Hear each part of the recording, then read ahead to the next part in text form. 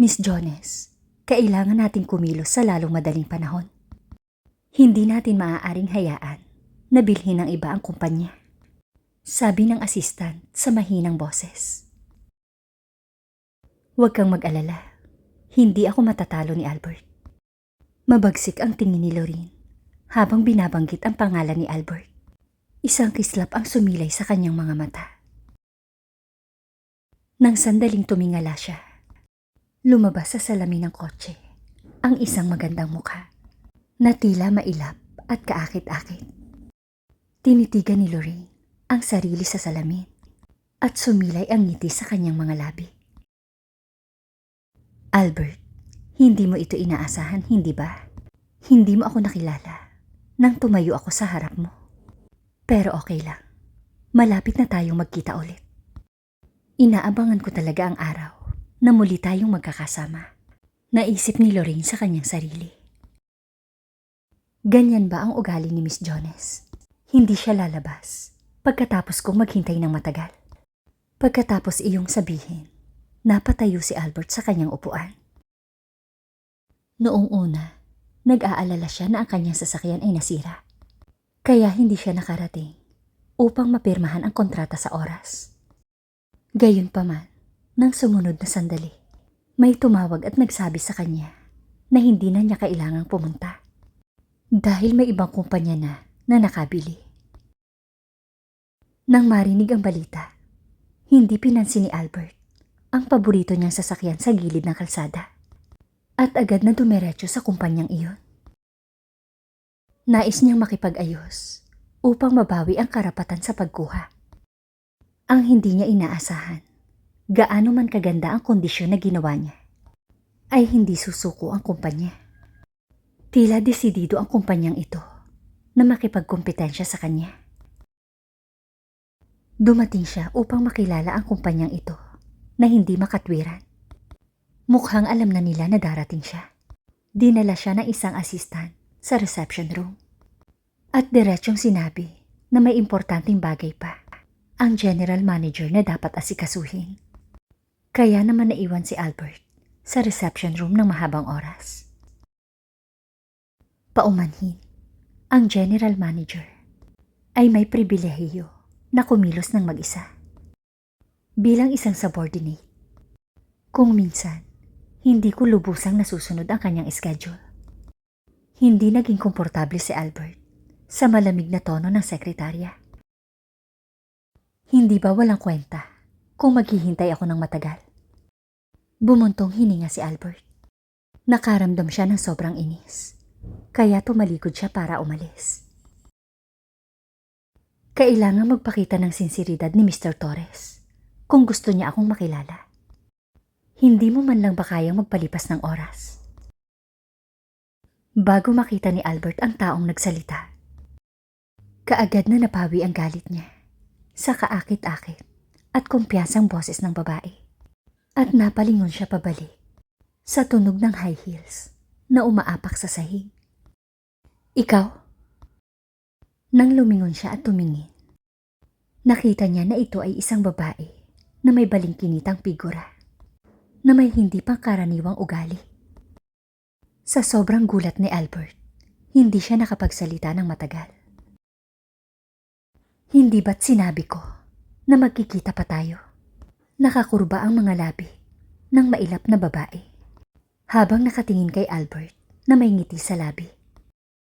Ngunit pakiramdam ni Albert na ang ngiti nito ay parang malamig na hangin na nagpapalamig sa mga tao. Lumapit si Albert sa babaeng nasa harapan niya. Ang napakaganda nitong mukha ay parang nakasuot ng maskara sa lahat ng oras, na naging dahilan upang hindi maunawaan ng mga tao ang ibig nitong sabihin.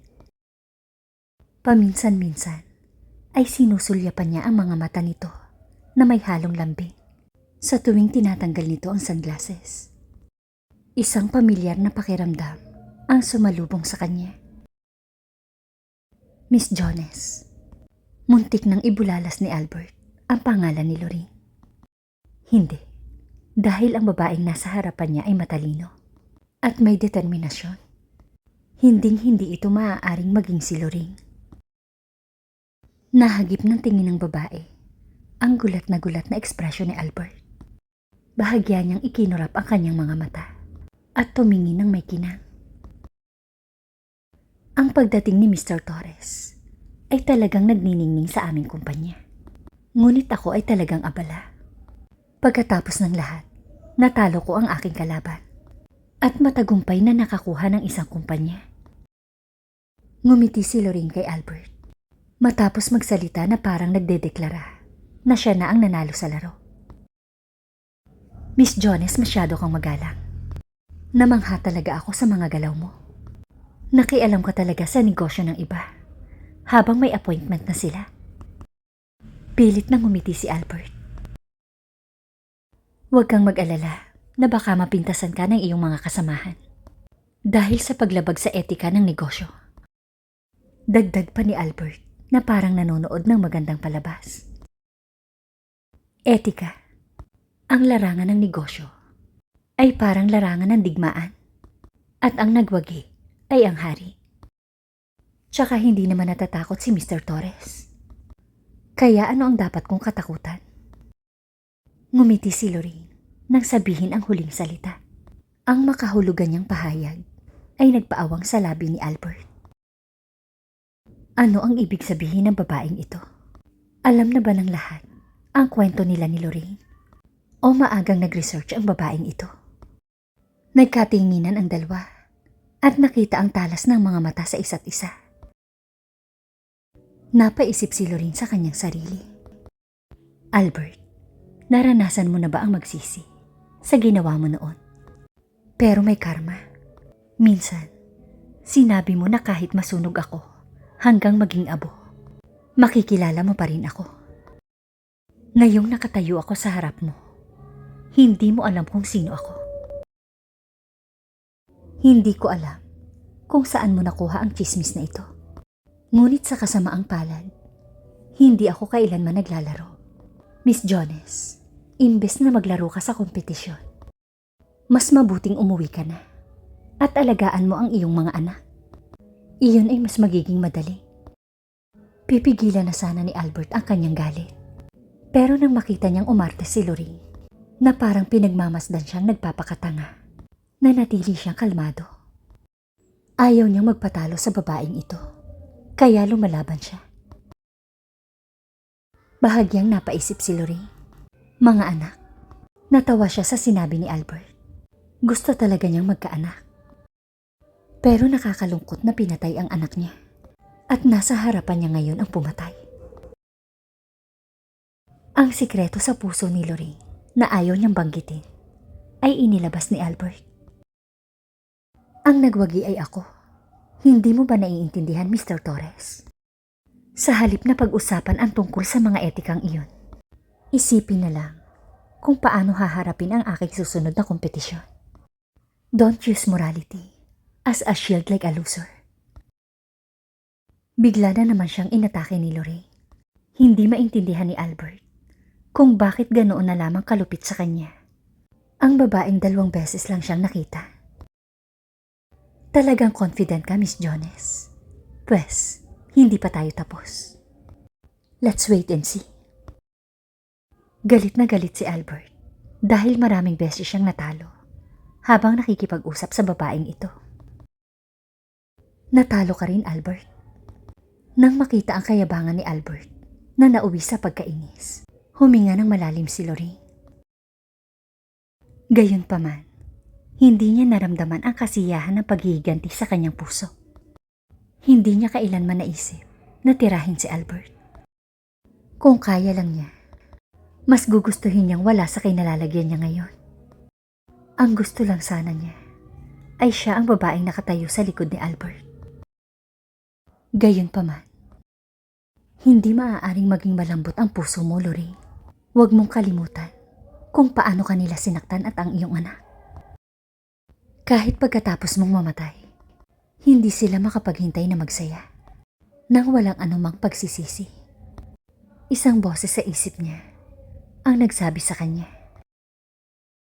Noon, nagtrabaho siya sa restaurant para maghanap buhay.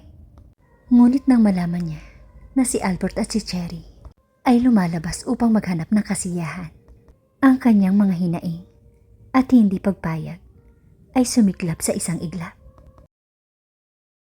Agad siyang nagbitiw sa trabaho at nagtungo sa malaking lungsod at doon nagtrabaho. Alam niya na ang tanging paraan upang makaganti ay ang maging mas malakas kesa kay Albert at pagkatapos ay kunin ang lahat dito at hayaan itong matikman ang sakit ng walang-wala. Sinuportahan ng matinding pagnanais na maghiganti. Nagsimula siya bilang isang hindi kilalang empleyado mula sa ibaba at step by step ay umakyat ang posisyon niya bilang isang general manager. Ngunit dahil sa hirap ng trabaho, isang aksidente ang nangyari at nasunog ang kanyang mukha. Gayunpaman, nagawa niyang baguhin ang kanyang mukha dahil sa aksidente. Hinaplos niya ang makinis at malambot niyang balat pagkatapos ng cosmetic surgery at lumitaw ang pangungutya sa mukha niya. Kung bibigyan ako ng Diyos ng pagkakataon na gawin ito muli, I swear na talagang pagbabayarin ko ang mga nanakit sa akin. Naisip ni Lorraine sa kanyang sarili. Isang kidlat ang kumislap sa labas na nagpapaliwanag sa buong kalangitan at sa nalulumbay na mukha ni Albert. Pagkalabas niya sa kumpanya ni Lorraine, ay hindi na siya bumalik sa kumpanya. Sa halip, sinimulan niyang imbestigahan ang pagkakakilanlan ni Miss Jones. Ngunit ang impormasyong ipinadala ay nagpapakita lamang ng dati nitong pagkakakilanlan at walang lumabas tungkol sa pinagmulan nito at background. Paanong walang background information? Inalalaya ni Albert ang kanyang ulo gamit ang isang kamay. Kung mayroong ilang impormasyon, maaari niyang samantalahin ang pagkakataon na ibagsak ang babaeng mailap. Ganun ba talaga ito kalakas? Kahit ang isang detective ay hindi malaman ang tungkol dito. Sa pag-iisip sa babaeng iyon, lagi niyang naaalala ang pangungutya ng mukha nito na parang may galit sa kanya. Ganun pa man, ang ganoong klaseng babae ay maaaring ituring na isang tunay na mabuting kasosyo sa business. Bagamat sinamantala ng babae si Albert, ay hindi niya ito kinasuklaman. Nagkaroon pa siya ng hindi maipaliwanag na pagkakakilala at kabaitan para sa babaeng 2 beses pa lang niyang nakita. Hindi. Likas na magaling ang mga babae sa pagpapanggap. Hindi ako maluloko sa itsura nila. Bigla niyang naisip. Madalas ay naiisip niya si Lorraine. Lorraine Jones, hindi mo ako hinayaang mamuhay ng mapayapa kahit namatay ka na. Lagi kang nakadikit sa puso ko at hindi ako naging komportable nang mamatay ka. Lorraine, bakit iniisip pa rin kita? Napakasinungaling mo. Bakit hindi ka nalang mabuhay at tumayo sa harapan ko at patuloy na magsinungaling sa akin? Buong magdamag, nananatili si Albert sa kotse. Napuno ang kanyang isip sa 2 mukha. Unti-unting dumilim ang langit. Bumagsak ang ambon sa mukha ni Albert sa kalahating bukas na bintana ng sasakyan. Madaling araw na. Napapikit si Albert at napagtanto na siya ay tulala buong gabi. Pagkatapos magmura, nagmamadaling pinihit ni Albert ang manibela at umuwi. Kanya ay makakapagpahinga siya. Ngunit ang sumalubong sa kanya ay hindi isang mainit na tahanan, kundi isang magulong tahanan. Bumaba siya ng kotse at tumawag ng ilang beses. Ngunit hindi binuksan ni Cherry ang pinto. Wala siyang choice, kundi kunin ang sariling susi at buksan ang pinto. Pagpasok pa lang niya sa pinto, ay naramdaman niya ang pananakit ng kanyang talampakan. Nang tumingin siya sa ibaba, puno ng bubog ang bulwagan. Nagkalat ang basag na vase at kurtina. Albert, sa wakas nakabalik ka na. Alam mo bang sinugod ako ni Kobe? Patakbong lumabas si Cherry ng kwarto na may mapupula at mapupungay na mga mata. At ibinagsak ang sarili sa mga bisig ni Albert. Nagkaroon na naman sila ng alitan ni Kobe. Ngunit siya ay isa lamang babae na hindi kayang talunin ng malaking lalaki. Kaya kailangan niyang gamitin ang mga bagay sa bahay bilang sandata upang tamaan si Kobe.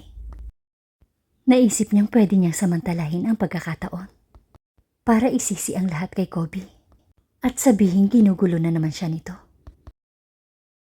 Talagang naglakas loob siyang sabihin na pinatay ko si Lorraine at isa akong mistress. Kaya hindi ako karapat-dapat na manirahan dito. Nang makita ang masungit na mukha ni Albert, nagsikap si Cherry. Sinubukan niyang pangunahan si Albert sa paksa ng kanilang kasal.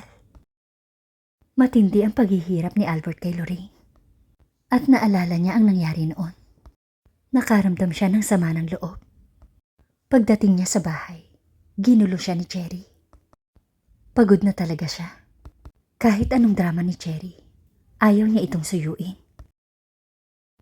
Albert, kinakausap kita. Naririnig mo ba ako? Inaway ako ng kapatid mo at tinawag niya akong mistress.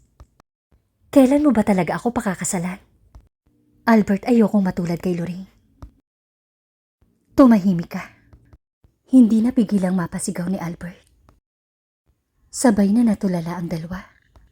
Biglang naging tense ang kapaligiran. Matapos ang sandaling katahimikan, sumigaw si Cherry. Naiinis ka na ba sa akin? Hindi mo na ba ako mahal? Biglang tumayo si Albert mula sa sofa. Namumula ang kanyang mga mata at walang anumang sinabi. Kinabahan si Cherry sa ikinilos ni Albert. I'll go for a walk. Pagkasabi noon, umalis si Albert nang hindi lumilingon.